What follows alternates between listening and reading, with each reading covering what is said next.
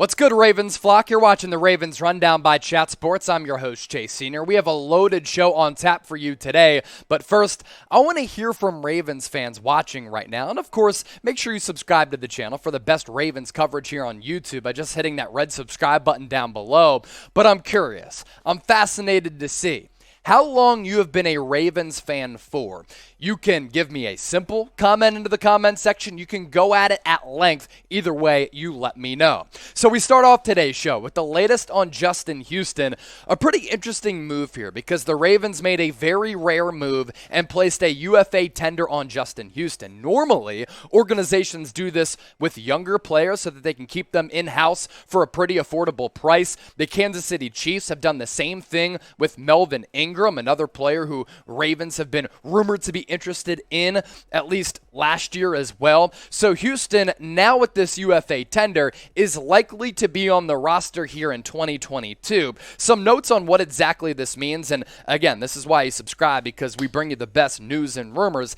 If either player signs with a new team before July 22 or on the first day of training camp, whichever is later, the signings would count toward the NFL's compensatory pick formula. If they don't sign by the deadline, the teams would retain exclusive negotiating rights to the respective players at 110% of their 2021 salaries, according to the NFL's collective bargaining agreement. So for Ingram, that would be little more than $4 million, and for Justin Houston, a little north of $1 million. Now, I like this move for a couple of reasons. You need a little bit of depth at that edge rusher spot, and even though Justin Houston's been in the league for what feels like an eternity, I thought he was pretty good last year for Baltimore, and I think the same opportunities could present themselves for him this year because this is a good defensive line for Baltimore, and you're not expecting him to be a starter, maybe just a three-down player in passing situations. Last year in 2021, Houston, 34 tackles, 6 tackles for loss, 4.5 sacks. 2 years ago with the Colts, he put up some really impressive sack numbers, and I think he's going to be able to do at least the same that he did in 2021 if he's back with this Ravens defense in 2022. Once more, I want to hear from you in the comment section. You tell me, would you like Houston on this roster next year, this upcoming season, a year in which I think Baltimore has a great opportunity to make a run at a Super Bowl championship? Type Y for yes or type N from no.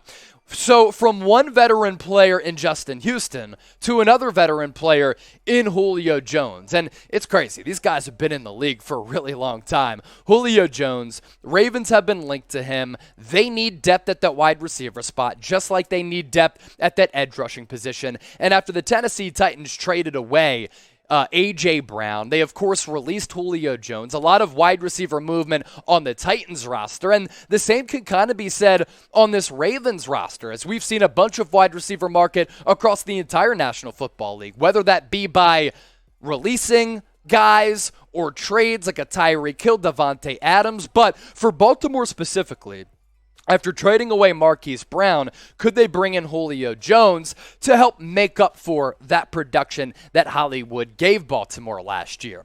Now, Julio, here's the problem with him. The numbers are going down and they're decreasing while the games missed and the injuries are certainly increasing. Last year, after signing a nice little deal with the Tennessee Titans, he did not give them the production they had hoped for. 31 catches, 434 yards.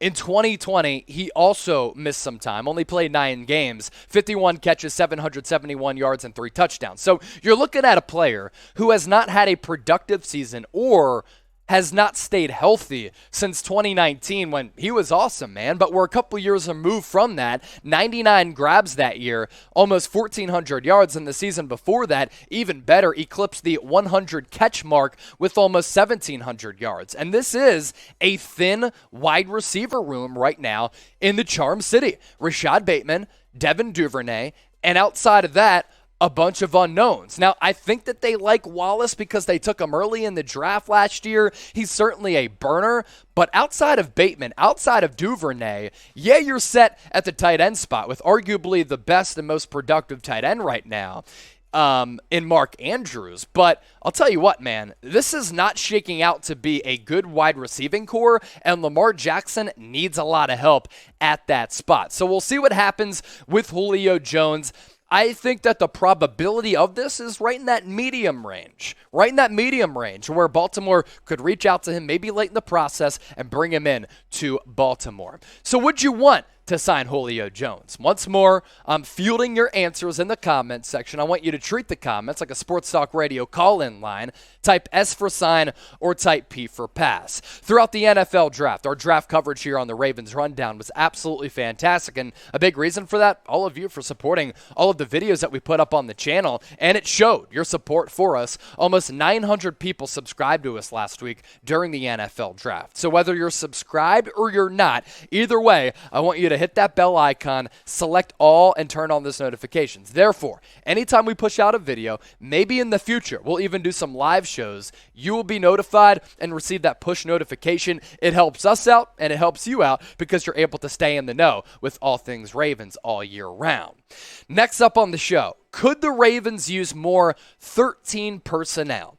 Now, back in the day, they used a lot of 12 personnel with 2 tight end sets. Could they go with 13 personnel moving forward? Somewhat interesting because Mark Andrews is great. So could we see more multiple tight end sets to at least free up Mark Andrews, who last year had the best year among all tight ends in Baltimore Ravens history? 107 grabs, nearly 1,400 yards, 9 touchdowns. He was the ultimate security blanket for Lamar Jackson, and that partnership is only going to continue to get stronger moving forward and become more lethal over time. Now, what's interesting is what Baltimore did in the NFL draft. Round 4, pick 128 overall. They went tight end with Charlie Kolar out of Iowa State. Really good size, 6'6.5", 252 pounds, and he gets to learn from Mark Andrews.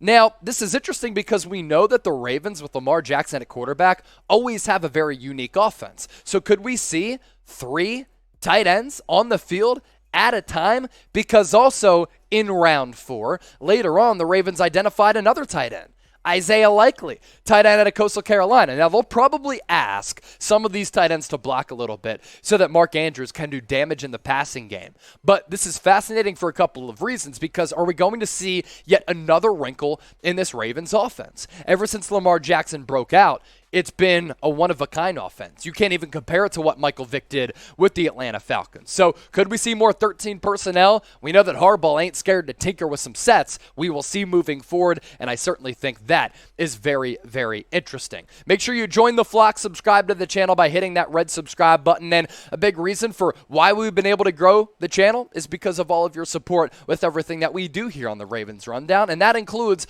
all of the feedback that you give us, like answering this question to my right. Should the Ravens use more multiple tight end sets? Give me a 1 for yes or a 0 for no. Get those votes in. Subscribe to the channel. Appreciate all of you for rocking and rolling with us for another show here on the Ravens Rundown. More videos to come this week. That's why you subscribe. And if you ain't subscribed, you ain't alive.